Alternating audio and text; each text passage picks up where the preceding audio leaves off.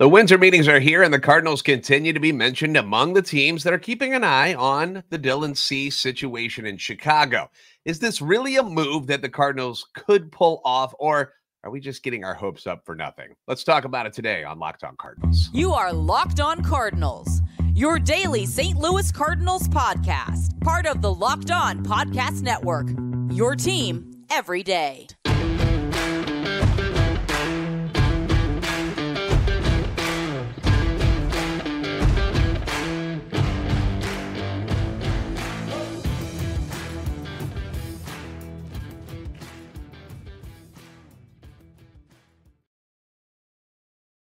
Hey there, Cardinals fans. I'm JD Hafford, and I'm a national radio sports anchor, born and raised in the Lou and a lifetime Cardinals fan, and I'm your host for Locked On Cardinals, part of the Locked On Podcast Network, your team every day.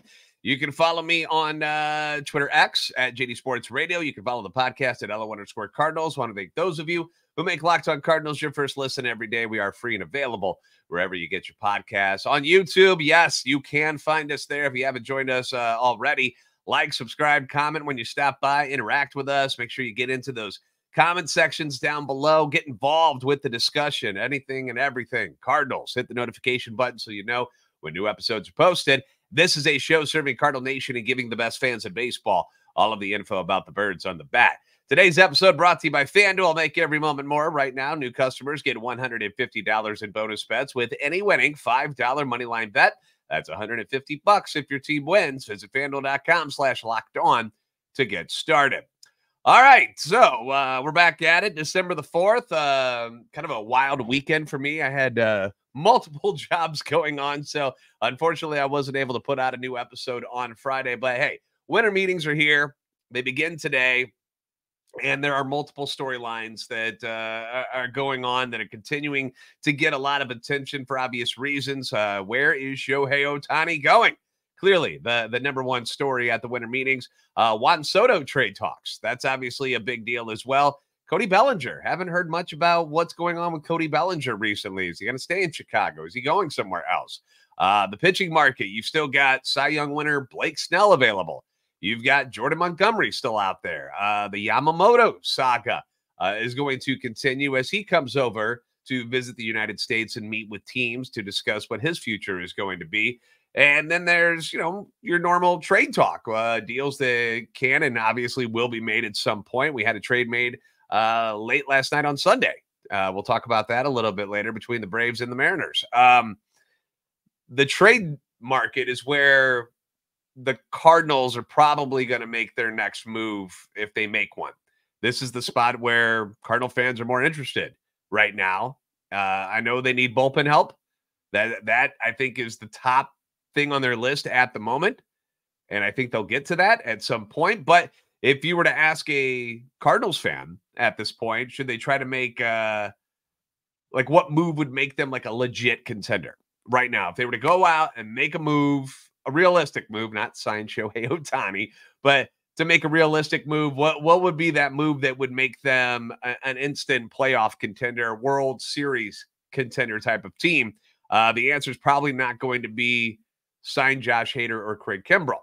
The answer is likely going to be go out and make a trade for another starter, make it a number one guy, especially those of you who feel like that Sonny Gray isn't the number one guy or shouldn't be a number one guy on his staff, which is wild to me if you've seen the guy's numbers. Anyway, but the answer is likely going to be go get Dylan Cease from the Chicago White Sox. That seems to be the number one target for most fans. It's the guy I want them to get. If they were to make a trade for any of these guys that have been rumored to get moved, Dylan Cease is the guy that I feel is the safest bet, offers the best with player control and stuff. Like, you get him for a couple of years. It's not a one and done type of thing. I feel like his stock down a little bit because of last year. So I think he does bounce back. I think he's got great stuff. For all accounts, he is one of the biggest starting pitching trade targets on the market right now, if not the biggest, to be honest. We've heard the Brewers talking about Corbin Burns, and ESPN's Jeff Passan has reported that the Brewers have engaged teams in recent days about the 2021 Cy Young Award winner. MLB Network's John Morosi said the Dodgers, Giants, Padres, and Angels are teams that need pitching and are enamored with Burns to varying degrees. But as far as the Cardinals are concerned, the reason Cease is a better option instead of Burns is quite simple. The Brewers are not going to ship Corbin Burns in the division to the Cardinals. It's just probably not going to happen unless you're giving them Jordan Walker or something like that. So, and that's not going to happen. So, plus Burns is a little bit older than Cease and will be a free agent after the season, while Cease, as I mentioned, 2 years of control, which makes him that much more attractive. I've said all along that the guys that have been rumored to be available via trade this offseason, Cease has been my number one target for the Cardinals. He just makes the most sense to me, but he's also a target for a lot of other teams who are interested in grabbing him because of all the same reasons.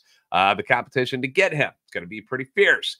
So if we go look at, the rumors floating around the interweb, as I like to call it, about him, we see that there are a bunch of teams mentioned that would love to have him on their roster for next season and for the following year. Ken Rosenthal from The Athletic said this about him just the other day. New White Sox general manager Chris Getz is telling clubs he likely will wait to move on right-hander Dylan Cease until after the top free agent starting pitchers sign. Getz could act sooner if he gets an offer to his liking, perhaps from a team like the Orioles or the Reds, who are expected to refrain from the top of the free agent market. But the advantage of waiting is obvious. The urgency of certain teams only will increase if they miss out on Yamamoto, Blake Snell, and company. Some clubs face such an acute shortage, they might be in on Cease even if they sign a top free agent. The Dodgers, for example, need multiple starters. The Cardinals, sources say, remain interested in Cease even after signing Sonny Gray, Kyle Gibson, and Lance Lynn. It would be uncharacteristic of the Reds and Orioles to jump the market, and their appetite for Cease is unlikely to diminish if the White Sox wait. John Morosi, as mentioned, the Braves as being front runners. That's a lot of teams trying to one-up each other in a trade package to get the same guy. And the fact that the Cardinals are still being mentioned by someone as esteemed as Ken Rosenthal says to me that although, and I want you to be prepared for this, Cardinal fans, it's probably not likely that they get a deal done. The Cardinals are still monitoring ways to improve their overall roster. And just because they've signed 3 starters, it doesn't mean that if an opportunity reveals itself to grab someone like Cease at or for a package that they deem is okay, that they won't be afraid to pursue it. I brought this up with Katie Wu in our last episode. Many experts out there continue to say that, yeah, the Cardinals have done some nice things so far this offseason. They've made improvements to their rotation, but they believe that they're just one arm away from being like legit contenders to not only push for the NL Central Division Championship, but to be a contender for the ultimate goal, and that's to win a World Series. That's what we're in this for, right? And to ignore that, to just like say, well, we might be one arm away, but we're going to head in a different direction. It seems kind of silly, right? Especially when you've got names like Cease and Glass now and Bieber and others available to add. I feel like that would just be moronic that you just don't at least kick the tires and get involved with it. But you don't want to tear apart the fabric of the team that you've built already to go get a starter only to have, new holes on the roster to fill. It's like that old thing where I feel like it was like a cartoon where you plug a hole and the water pops open another one, and you just keep doing that over and over, and you're plugging holes over and over, and you never stop anything. So to that extent, I understand why if the White Sox are asking too much, that you're going to have to go fix a bunch of other things now, then maybe it doesn't make a lot of sense. The Cardinals so far haven't had to part with anyone and have, at least in my opinion, upgraded the rotation quite well. Not everyone agrees with me. Some think that last year's opening day rotation is actually still better than what they have right now, and that's fine. I can see the argument for both sides, but we can't ignore those stats on Lance Lynn from last year. Some scary stuff in there, but I think he'll be better this year. I don't think he's going to get worse. Gibson is solid. Gray is outstanding. And then you have Michaelis and Matz. Michaelis, I would expect to be better again. Another year without the shift. Another year with the pitch clock and iron out whatever issues maybe he had. And then, Matz has had success with the Cardinals when he's actually on the mound pitching. If you can pull off a deal to land Cease and make Matz your swing man, how much better do you feel about your rotation? Picture that with Cease and Gray at the top, Gibson, Michaelis, and Len. Those are your 5. Come on. And the guy's been very, very durable, which is great about Cease, which is something the Cardinals have focused on when adding to this rotation. They want guys that are going to be able to answer the bell every day. Well, I should say every fifth day if you're in the rotation, but you know what I mean? Like they're not missing a lot of starts, which seems to have been a problem for the Cardinals. They're always scrambling to find somebody to fill in when somebody gets hurt. They don't want to have to jump through hoops to pick up innings for injured guys this year, which is one of the reasons why I don't think a Tyler Glasnow deal will happen, just because they're like, well, he's good, but is he going to be around to pitch? Like, we don't want to pay a guy $25 million and trade assets to get a guy who may be available 20 games out of the year. I mean, how do you trust that guy? So with the signings of Lynn, Gibson, and Gray already in place, the urgency to chase after another starter, it's been diminished big time. So in my eyes, it's really about whether or not you're comfortable trying to get into the playoffs with the guys you've got, or do you push the pedal down, say this is your 2-year window that you're building here to win a ring, and you trade away guys like Tink Hence, Alec Burleson, Gordon Graceffo, Chase Davis, Tekoa Roby, etc., to land Cease and see what happens. You know, one seems to be a more cardinal way to do things than the other, but if you believe that you are one piece away from winning a ring, how do you not go for it? How do you not do that? There's still the bullpen to think about as well, though. Obviously, they haven't fixed that yet. And something has come to light recently concerning the Cleveland Guardians, where you might be able to swoop in and get not only a top starter, but a closer as well. Maybe you put a package together to get both. I'll get you the info on that news coming up next on Locked On Cardinals.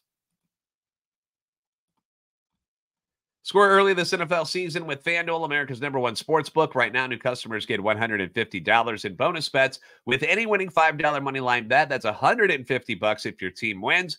If you've been thinking about joining FanDuel, no better time to do it right now. All of the action is going on, folks. You've got all the football. You've got the college football playoff coming up. So people are crazy upset about Florida State not getting in, but you've got those games coming up. You got bowl games coming up. The NFL obviously in full swing. Hockey, blues, basketball, college, and pro. The app's very easy to use. You've got spreads, player props, over-unders, and more. My Packers. How about my Packers last night? Pulling off the upset. Go, Pack, go. Knocking off the Chiefs, and I was able to make some money on that. I'm sorry if you're in St. Louis and you're a Chiefs fan. I'm a Packers fan. You know, I was a fan of them before the Rams even showed up in St. Louis. So, all about the Packers. And I was actually able to make some money off that. I went with the player props last night. I had the Packers wide receiver Jaden Reed covering the 3.5 receptions. And then I went with, because I know the Packers run defense isn't great, I put some bets on Isaiah Pacheco, running back for the Chiefs. I had an anytime score on him. I had him rushing over 65 yards, and I made $50 just like that off a $10 bet. And you can mix and match your own player props to go with whatever you think is going to happen for tonight's game. Give it a try. Bengals at Jags tonight. Jags been on a roll. Bengals without Burrow. See what you can come up with. Visit FanDuel.com/LockedOn. Kick off the NFL season with FanDuel, the official partner of the NFL.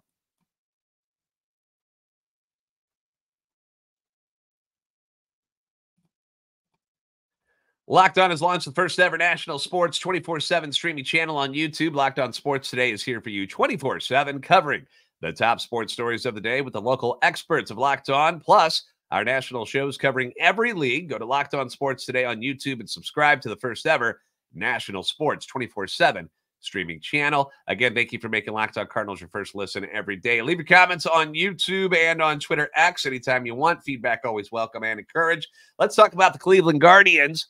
A team that many feel are probably ready to move on from former Cy Young Award winner Shane Bieber, who will be a free agent after next season. I don't love going for Bieber because I'm not in love with what he offers right now. The numbers have been on the decline. I don't like the trajectory of them over the last couple of years, but there are positives. He's still 28 and is apparently open to signing an extension with a team that does make a trade for him if it happens. But how about this, fans? What if you could address the rotation and the bullpen? What if you could do both in one deal? Because ESPN's Jeff Passan reports that the Guardians are open to trading 25-year-old right-hander Emmanuel Clase, whose 5-year, $20 million contract runs through 2026 and includes a $10 million team option for 27 and 28. Clase, if you're not familiar with this guy, we put up a picture for you on the old YouTube there. There he is. Clase led the league in saves in 2022 with 42, did it again last year with 44, but there always seems to be a but, obviously, these days. Clase did blow 12 saves in 2023, and he saw a strikeout rate decline from 28.4% to 21.2%. He features a 99-mile-an-hour cutter, 91-mile-an-hour slider. He's only 25. And since coming to Cleveland in 2021, he appeared in 223 games. He averages 74 per season, so he's been healthy. Has a 1.97 ERA and a whip of .949. Strikeouts per 9 at 9 even. That's pretty good. Just for fun, what if you could get both Bieber and Clase, which helps extend your rotation and gets you the other arm to pair with Ryan Helsley at the back of the bullpen? Not a bad idea, right? If you could do it, you could pull it off. Why wouldn't you? Yeah? So, Thomas Govain from RedbirdRanch.com, who we love, obviously. We've had him on the show before, talking about things. What was it we talked about with him last time? I forget exactly what it was we were talking about with Thomas, but he's been on the show before, and he came up with 3 packages of possible deals to make with the Guardians to get both Bieber and Clase, bring them over to St. Louis, which would help out a lot, right? It would help out a lot. You would get that other guy for the rotation. You would get another guy for the back end of your bullpen, a very good one too, mind you, not just some name, like one of the top closers in baseball. So let's have some fun with this. First off, the first deal he's got for us, he's got Guardians receive Alec Burleson, Matthew Liberatore, Andre Palante, and catching prospect Leonardo Bernal. Cardinals get Bieber and Clase in return. Personally, and I like to look at these deals because as a Cardinals fan, you're on one side, you're like, yeah, look how much we're giving up. We're giving you this. But I like you got to flip it and you got to look at it through the eyes of what the other team sees the Cardinals players as. And I personally don't think this would be enough. Burleson and Libby are fine. They're fine. They're not great, but they're fine. But Palante was terrible last year. I don't know how much faith you have in what he can do to turn things around. As a Cardinal, you're like, oh, he'll be better. On the other side of things, you're like, oh, is he going to be better? I don't know. And then there's Bernal, who is a 19-year-old A-ball catcher. So great, but it's not somebody who's going to impact my team anytime soon, probably. So if I'm Cleveland, that's not going to do it for me in the slightest. Package number 2, Guardians receive Tyler O'Neill, Gordon Graceffo, and Ian Bedell. Now, the idea of Tyler O'Neill is greater than the reality of Tyler O'Neill, right? You know, you see him and you see the muscles and the speed, and you're like, wow, elite athlete. And I hate saying that that he isn't living up to what he could be, because I love some Broneill. He's one of the more exciting players that when he's on the field that you like to watch, because he offers that elite power and the elite speed. And he's got the Gold Glove defense. But if you can't stay on the field, it doesn't matter. And after back-to-back seasons of injuries, the value for Tyler O'Neill is very low right now, has bottomed out. And Graceffo dealt with injuries last year as well. Was the top pitching prospect, has been on this show before. We love Gordon. But again, I'm trying to look at this from Cleveland's side of things. Ian Bedell, for everything I've told, I know he's an older prospect for where he's at because he was in Peoria this year and he's 24. So, but he could bump up pretty quick because he's 24. So just because he stayed in A doesn't mean he couldn't make the jump to AAA this year. People who talk about Ian Bedell and really follow the prospect, they love him. They think he's going to be really, really good. I believe this is a better option, a better package than the first one for Cleveland.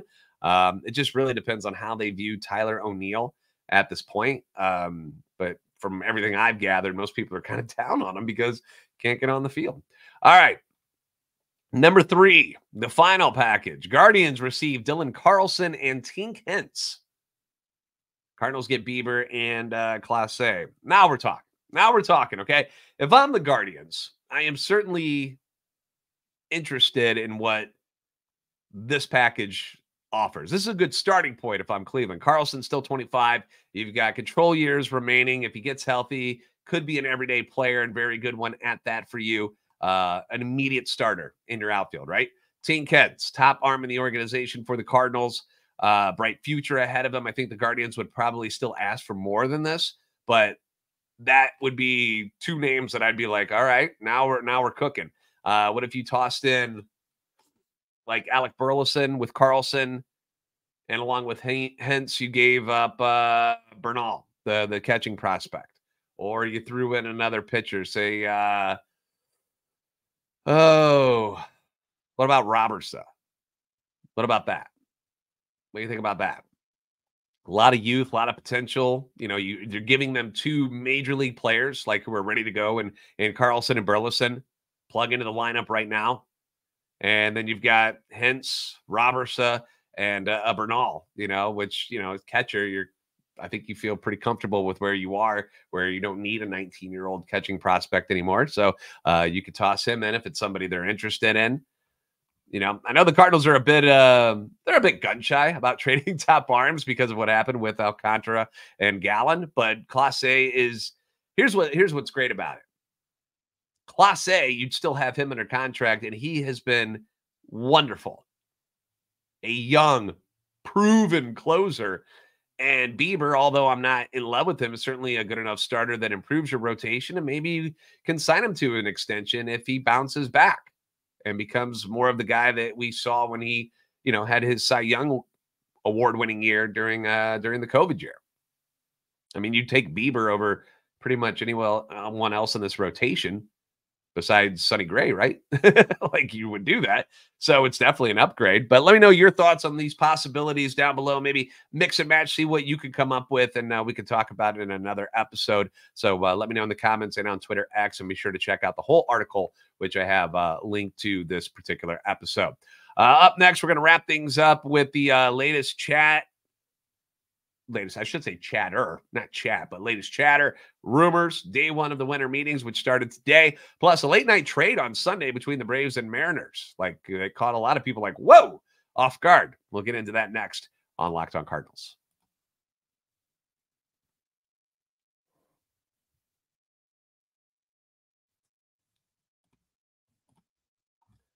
Locked On has launched the first ever national sports 24/7 streaming channel on YouTube. Locked On Sports Today is here for you 24/7, covering the top sports stories of the day with the local experts of Locked On, plus our national shows covering every single league. Go to Locked On Sports Today on YouTube and subscribe to the first ever national sports 24/7 streaming channel. The Braves opened up the MLB winter meetings by completing a 5-player trade with the Mariners late on Sunday night. The Braves get outfielder Jared Kelenic, left-handed pitcher and former Cardinal prospect Marco Gonzalez, and first baseman Evan White in exchange for right-handed pitchers Jackson Kowar and Cole Phillips. Now, Kelenic hasn't lived up to the hype that was surrounding him when he was selected 6th overall back in 2018 by the Mets. He was a big piece of that trade, along with a bunch of other guys, including Jay Bruce. I mean, I forgot that guy was part of that deal, but they went to the Mariners in exchange for Robinson Cano and then Edwin Diaz, who we know continued, because he was really good with the Mariners before, but continued to be one of the top closers in the league.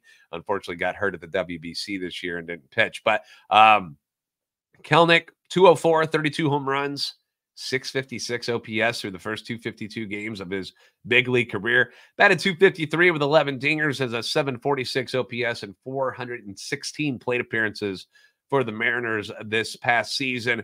He was one of those guys who had a dumb injury. July 19th, kicked a water cooler in the dugout and broke his foot. You know, someday the teams are going to wise up and realize that players are going to punch and kick things in the dugout. They're going to have to set something up in the dugout for them to pound on. I don't know whether it's going to be a punching bag or just something soft that will not injure their players, but you can take all the beatings out on that particular thing, whatever it is you want to set up over there, and it won't cause any injuries. That's what they need, just a stress punchable type of device in the dugout there. But the idea appears to be to have Kelenic and Vaughn Grissom play left field for the Braves next year. Gonzalez, whom the Cardinals took 19th overall back in 2013 out of Gonzaga, and then traded him to the Mariners for Tyler O'Neill in 2017. 5.22 ERA last year while making just 10 starts. 31 years old now, dealt with forearm issues most of this past season, underwent season-ending surgery in August to decompress a nerve in his forearm. If he's healthy, could be a candidate for the 5th starting position for the Braves, who seem to be able to find guys and just kind of like the Cardinals used to. Remember the Cardinals used to bring in guys, veterans, and be able to turn them around. Braves feel like an organization that continues to be able to do that. So maybe Marco finds a second life in the league with the Braves. The Braves have also reportedly joined the Ohtani sweepstakes, according to reports. Dodgers, Cubs, Giants, Blue Jays, and Angels are the other top names mentioned at getting Ohtani. Reports are also saying that Ohtani has already received multiple bids north of the $500 million mark, and that he could pick a team this week. Some people think that it's going to hit $600 million. Just crazy money for one guy who is coming off another arm surgery, who likely won't pitch next year. And I know he's special, and I know you can market the hell out of him, but my gosh, him and Trout didn't win anything with the Angels. And unless you're adding him to a squad that is already built to win, I don't know if it's the smartest move, which is psychotic sounding when you're talking about the Shohei Ohtani. But are the Cubs with an Ohtani just batting for them this year going to be a title contender? Dodgers makes a lot of sense. They're built. The Giants are not. Blue Jays, maybe, I guess. Angels, clearly not. Braves, if you got them, yeah, there's something there. But it's crazy. It's just crazy money to me.